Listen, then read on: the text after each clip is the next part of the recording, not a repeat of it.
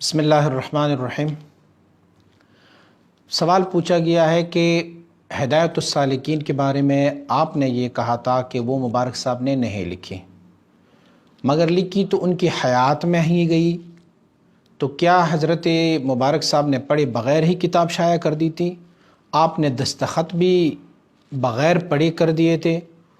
اور جس خلیفہ نے وہ کتاب لکھی تھی تو مبارک صاحب کا کیا ان سے ناراض نہیں ہوئی تھی کہ ایسے باتیں کیوں لکھی ہیں؟ عزیز دوست، شاید آپ نے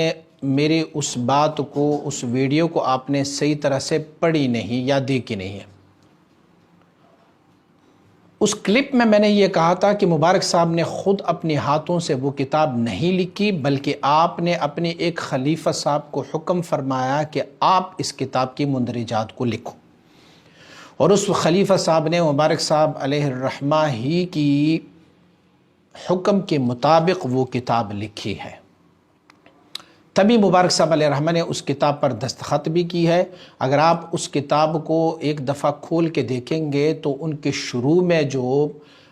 بندہ جس خلیفہ صاحب نے اس کتاب کو لکھا ہے، اس نے شروع میں اپنا تعارف بھی لکھا ہوا ہے، اور جو ابتدائی کلمات ہے وہ انہی نے لکھی ہوئی ہیں، اور پھر بعد میں انہوں نے اپنا نام بھی اس میں لکھا ہوا ہے کہ میں حضور مبارک صاحب علیہ الرحمہ کے حکم سے اس کتاب کو لکھ رہا ہوں۔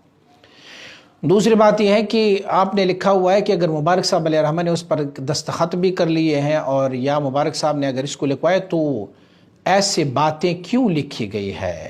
بھائی عرصہ 15 سال سے ہم یہی رونا رو رہے ہیں کہ آپ بتائیں نا کہ ہدایت السالکین میں کون سی ایسی بات لکھی گئی ہے جو خلاف شریعت ہو، جو خلاف طریقت ہو، وہ کون سی ایسی باتیں ہیں؟ اور ہم ساری دنیا کو یہ اعلان کر رہے ہیں اور کرتے جا رہے ہیں کہ بھئی آپ بتائیں ہدایت السالکین میں وہ کون سی بات ہے، ان کی نشاندہی آپ کر دیں اور پوچھیں ہم سے۔ ایک تو سنی سنائی باتیں ہوتی ہے کہ بھئی ہدایت السالکین میں یہ لکھا گیا ہے، وہ لکھا گیا ہے، ایسے انہوں نے لکھا ہوا ہے۔ کسی نے مبارک صاحب علیہ الرحمہ کے خلاف یہ بات بھی کی تھی کہ انہوں نے لکھا ہوا ہے کہ میں خدا کا نبی ہوں۔ کسی نے یہ لکھا ہوا ہے کہ حضور مبارک صاحب نے اس کتاب میں لکھا ہوا ہے کہ حضور نے گڑ گڑا کر مجھ سے التجا کی کہ میری امت کے لیے دعائیں کریں۔ بھئی ہدایت السالکین آپ لوگوں کے پاس ہوگی، اگر نہیں ہے تو آپ ہم سے لے لیں، اور اس میں یہ باتیں ہمیں بتائیں۔ جو باتیں آپ کو خلاف شریعت لگتی ہو تو بتائیں کہ یہ باتیں خلاف شریعت ہیں۔ اگر آپ یہ سوچ رہے ہیں کہ جماعت اہل سنت کا ایک ڈیلیگیشن، ایک وفد گیا، اور وفد نے پیر محمد چشتی صاحب کو بھی اور مبارک صاحب کو بھی دوبارہ ایسی کتابوں کے اشاعت سے منع کیا ہے، تو اس بات سے یہ ثابت نہیں ہوتا کہ ان میں سے کوئی غلط باتیں تھیں۔ اگر ہدایت السالکین میں کوئی غلط باتیں تھیں اور تنظیم نے اور یا اہل سنت والجماعت کے علماء نے اسے چھاپنے سے روک دیا، تو سیم ویسے ہی انہوں نے پیر محمد چشتی کی کتابوں کو بھی روکا۔ مطلب اور مقصد کیا تھا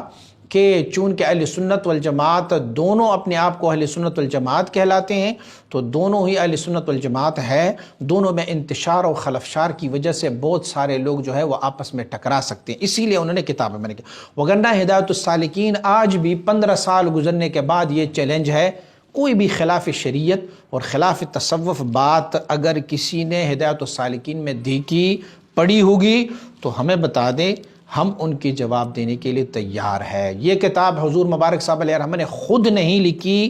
بلکہ آپ کے حکم سے یہ کتاب لکھوائی گئی ہے، اور آپ کا ایک خلیفہ صاحب انہوں نے اس کتاب کو لکھی ہے۔